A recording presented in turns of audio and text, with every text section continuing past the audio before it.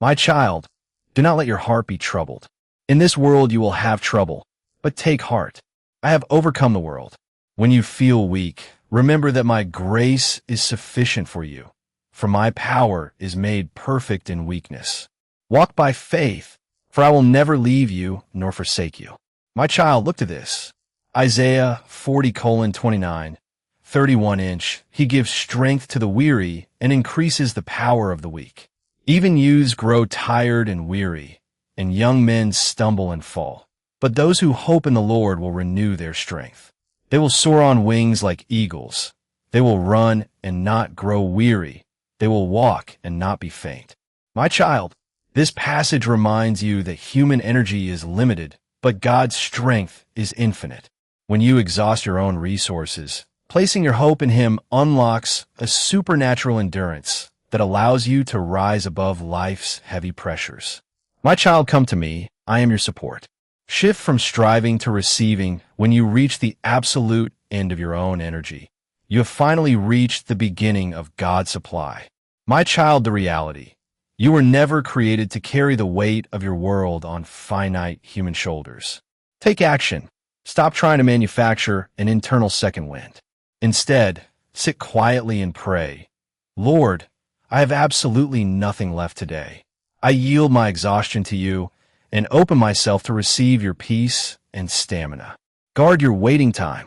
Your Father in heaven promises that those who wait or hope in the Lord will renew their strength. Waiting is not passive laziness.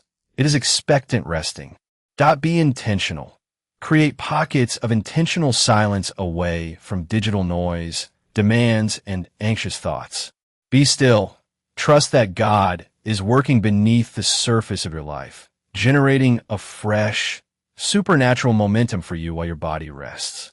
My child, look at eagles. Do not escape storms by flapping their wings frantically. They lock their wings and use the thermal updrafts of the storm to glide effortlessly above. Corinthians 12:9-10. But he said to me, my grace is sufficient for you, for my power is made perfect in weakness. Therefore I will boast all the more gladly about my weaknesses, so that Christ's power may rest on me. That is why, for Christ's sake, I delight in weaknesses and insults, in hardships, in persecutions, in difficulties. For when I am weak, then I am strong. God does not require you to be strong. He requires you to be dependent. Your moments of total helplessness are not failures. They are the exact platforms where His divine power becomes fully visible and operational in your life. Reframe your weakness as a magnet. We often hide our struggles because we think they disqualify us from being useful or loved. The reality, your weakness does not repel God. It attracts Him. It is the exact space where His presence steps in to do what you cannot. The action, stop exhausting yourself trying to look perfect. Honestly admit to God, I can't handle this part of my life right now, and let that admission invite His help. Recognize the trap of self-sufficiency. When you are completely independent and strong in your own eyes, you leave no room for divine intervention. The danger, achieving things purely on your own strength, can lead to pride and eventual burnout. The shift, total helplessness, is a protection mechanism. It forces you to drop your heavy armor and depend on a power that never burns out or fails. Use your platform to encourage others. When people see you survive an impossible situation, they know it wasn't just your own doing. They see God's strength in action. The visual, a cracked clay jar allows the light inside it to shine through much better than a perfectly sealed one. The strategy, be open about your hardships. Your survival through tough times becomes a living proof to those around you that God's grace can sustain them too. Psalm 46 verses 1-3. God is our refuge and strength, an ever-present help in trouble. Therefore we will not fear. Though the earth give way and the mountains fall into the heart of the sea, though its waters roar and foam and the mountains quake with their surging. When your entire world feels like it is collapsing, God is not distant. He acts as an immediate sanctuary and a steady source of power right in the middle of chaos, ensuring you remain anchored. Build an internal sanctuary when your external environment turns chaotic. You must retreat to a secure internal space. The reality: you cannot always stop your external world from shaking, but you can choose where your mind dwells. The action: intentionally step away from the chaos for 5 minutes, close your eyes, and repeat, God is my refuge right now. Recognize ever-present help. The passage promises that God is an ever-present help, meaning he is already on the scene before the trouble even hits. The misconception: feeling panicked does not mean God has abandoned you or that he is distant. The shift: do not search for God as if he is missing. Instead, acknowledge his immediate protective presence right beside you in the chaos. Anchor to the unshakable mountains are the ultimate ancient symbols of stability. Yet this verse shows that even they can fall.